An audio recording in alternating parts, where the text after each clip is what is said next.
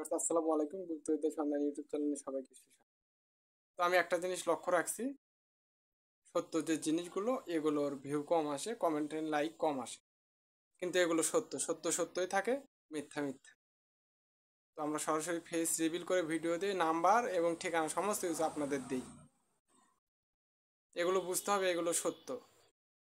তো যারা ফেস দেখায় না, ফেস রিভিল করে না, নাম্বার তেমন একটা দেয় না, সব কিছু গোপন রাখে, ওদের চ্যানেলে ভিউ বেশি আছে, সব কিছু বেশি আসে।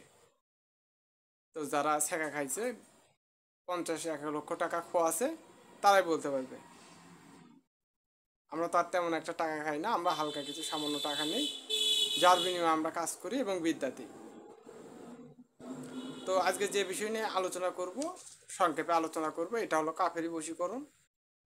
এটা কাফেরি বশীকরণ অরিজিনাল গুরুবিদ্যা। তো সর্বপ্রথম আপনারা, তো এই বিদ্যাটা শিখতে গেছিলাম আমি একটা হুজুরের কাছে, দীর্ঘদিন ঘোরার পর এই একটা বিদ্যা আমাকে দিছে। তাও আপনাদের মাঝে আমি দিতেছি, যে আপনারা যেন সব কিছু করতে পারেন, কোনো বিষয়ে যেন আপনারা না হারতে হয়। তো এটা হলো একটা বিদেশি কালো বিড়াল। এই বিদেশি কালো বিড়ালটা অবশ্যই মেয়ে হতে হবে। তো এই বিড়ালটাকে আপনারা নিয়ে আসবেন, নিয়ে আসার পর প্রতিদিন সামান্য পরিমাণ ঘি খেলাবেন। এই সামান্য পরিমাণ ঘি খেলাতে খেলাতে 1 পোয়া পর্যন্ত খেলাতে হবে। যখন 1 পোয়া পর্যন্ত খাওয়া শুরু করবে, তখন ওই বিড়ালটি নেবেন এবং একটা মাটির হাঁড়ি কিনে নিয়ে আসবেন, বড় দেখে মাটির একটা হাঁড়ি কিনে নিয়ে আসবেন। নিয়ে এই বাজার থেকে যে হাঁড়িতে কোনো নকশা থাকবে না, এরকম একটা হাঁড়ি কিনে নিয়ে আসবেন। নিয়ে আসার পর নির্জন কোনো এলাকায় চলে যাবেন। নির্জন এলাকায় যাওয়ার পর, যেখানে লোকজন থাকবে না, একটা লোকজনও থাকবে না, নদীতে সর্বপ্রথম গোসল করবেন। করার পর একটা জায়গায় বসবেন। বসার পর শরীর টরীর সমস্ত কিছু বন্ধ করে নেবেন। নেওয়ার পর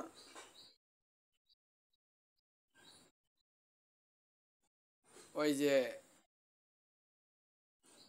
আছে, শরীর টরীর সমস্ত কিছু বন্ধ করে নেওয়ার পর মাটির হাঁড়িটা রাখবেন। রাখার পর একটা গামছা নেবেন, একটা গামছা দিয়ে ওই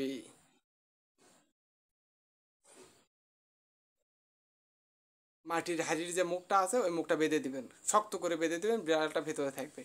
এবং নিচে 2-4টা মোমবাতি লাগিয়ে দিবেন, যাতে করে গরম হয়, হাঁড়িটা গরম হয়। তো হাঁড়িটা গরম হবে এবং ভেতরে ধোঁয়া হবে, ধোঁয়াগুলো বেরোতে পারবে না। বিড়াল তখন চিল্লাচিল্লি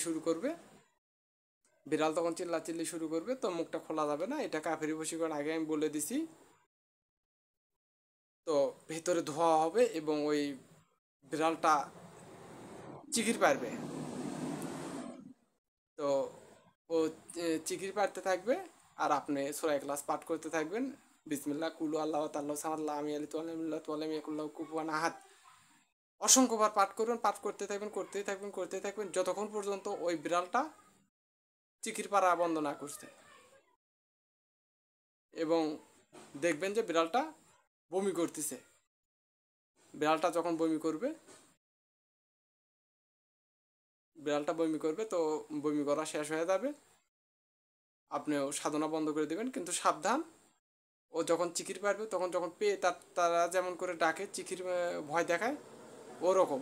কিন্তু আপনি যদি ভয় করেন, তো আপনি ধ্বংস হয়ে যাবেন, আপনি শেষ, আপনাকে আর কেউ বাঁচাতে পারবে না।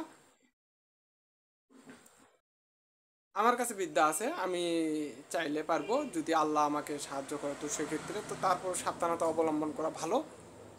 যত তু করু বড় বড় কবিরাজ তান্ত্রিক ফকির তারাও মারা গেছে। তো ওই সাধনাটা করার পর ওই যে বিড়ালটা বমি করবে, ওই বমিতে আপনার এই শুধু ঘি ঘি বের হবে। ওই ঘি বাড়িতে নিয়ে আসবেন, নিয়ে আসার পর পাক পবিত্র জায়গায় রাখবেন। অল্পিটুকু ঘি নেবেন এবং অল্পিটুকু কালো কাজল নেবেন। নেওয়ার পর ওটা চোখে ব্যবহার করবেন, যার সামনে যাবেন সেই বস। বড় বড় যারা দরবেশ, যারা জান্নেওয়ালা পীর আউলিয়া, তারা এই সাধনাগুলো করতো, তাদেরকে মানুষ মানতো, তাদেরকে সম্মান দিত। তো এই সাধনাগুলো করতে হবে, তাহলে দুনিয়ার বুকে নাম যশ খ্যাতি অর্জন করতে পারবে। তো সবাই ভালো থাকবেন, সুস্থ থাকবেন। কোথাও যদি বোঝাতে আমার অসুবিধা হয় আমাকে কমেন্ট করতে পারেন এবং ফোন দিতে পারেন, আমি বলে দেবো। আসসালামু আলাইকুম।